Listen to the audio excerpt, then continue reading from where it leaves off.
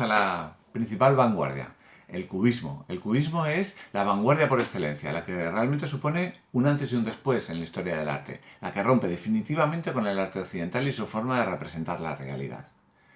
El cubismo es inventado en 1907 por un grupo de amigos. En 1907 hubo una exposición de Cézanne en París, que ya vimos que influirá en el cubismo, y un grupo de amigos, que son Picasso, Juan Gris y Georges Braque, crean el cubismo, que evolucionará desde 1907 hasta 1914. En torno a la Primera Guerra Mundial empezará a diluirse el grupo. Picasso es el que crea el cubismo y lo hace investigando, lo hace en un cuadro de gran formato que se llama Las señoritas de Aviñón, que comentaremos aparte. Él va experimentando con diferentes formas hasta llegar al cubismo. El nombre de cubismo, por cierto, fue puesto peyorativamente, fue como un desprecio, ¿no? Estos cubistas, ¿no? Igual que vimos de los impresionistas, por críticos que lo odiaban, ¿no?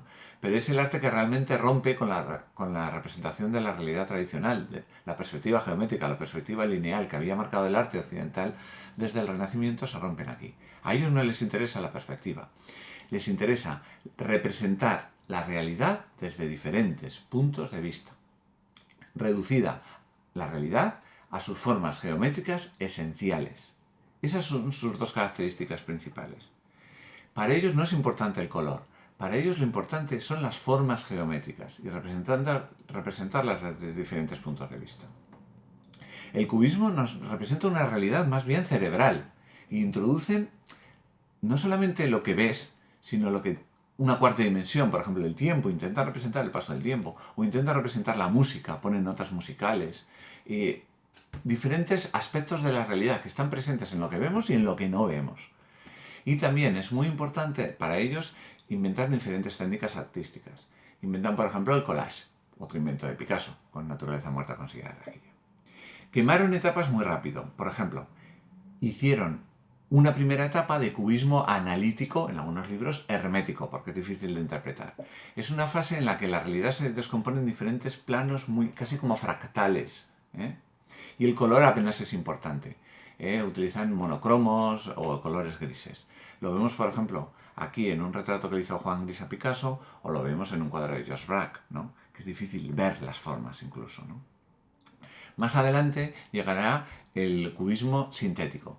El cubismo sintético recupera un poco el color y se distinguen un poco mejor las formas, aunque siguen siendo cubistas. En esta fase del cubismo sintético, Picasso inventará el collage con naturaleza muerta con silla de rejilla, que vemos aquí. Más adelante, Picasso y todos los artistas cubistas fueron evolucionando y llegando a su estilo más personal, ¿no? El cubismo fue evolucionando en diferentes líneas. Y Picasso marcará toda la historia del arte del siglo XX. Bien, me gustaría reivindicar también a María Blanchard. María Blanchard es una artista española, mujer, que cayó en el olvido. Aunque es de la edad de Picasso, y tiene amistad con diferentes artistas cubistas, triunfa también en París y es una artista cubista muy interesante, como vemos aquí. Pero murió relativamente joven, en 1932, y rápidamente cayó en el olvido, aunque en su época fue muy, muy famosa. Fue amiga de Gómez de la Serna y a su muerte García Lorca le hizo un poema. Esto respecto a pintura cubista. No deberíamos olvidar tampoco que hubo mujeres cubistas. Bien, vamos con la escultura cubista. El escultor que mejor asimiló la herencia del cubismo no fue Picasso. Picasso se dedicó al primitivismo, lo vemos aquí. Sus esculturas son más bien primitivas. Tiene ideas geniales, como esta, de que hace una cabeza de toro con un manillar y un sillín de bicicleta, pero no llega al cubismo, no asume el cubismo en la escultura. El primero en asumir el cubismo en la escultura fue el aragonés Pablo Gargallo. Pablo Gargallo sí, porque Pablo Gargallo, sus esculturas están pensadas para ser vistas desde diferentes puntos de vista.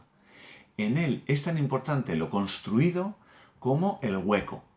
Esa es la característica principal de Pablo Gargallo. De él veremos su obra El Profeta. Está pensada para ser vista desde diferentes puntos de vista y en el que el hueco es tan importante como lo construido.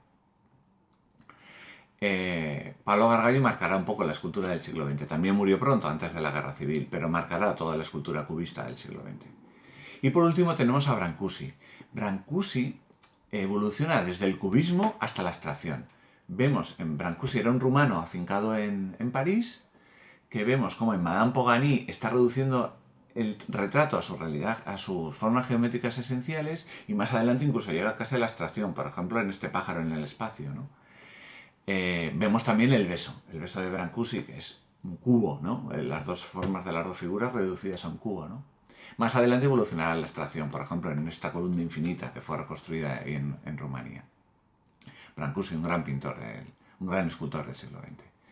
En fin, el cubismo, una vanguardia que rompe ya definitivamente con el arte tradicional, una vanguardia que sigue siendo figurativa, pero una figuración siglo XX, una figuración con la que habrá un antes y un después en la representación del arte. Hasta luego.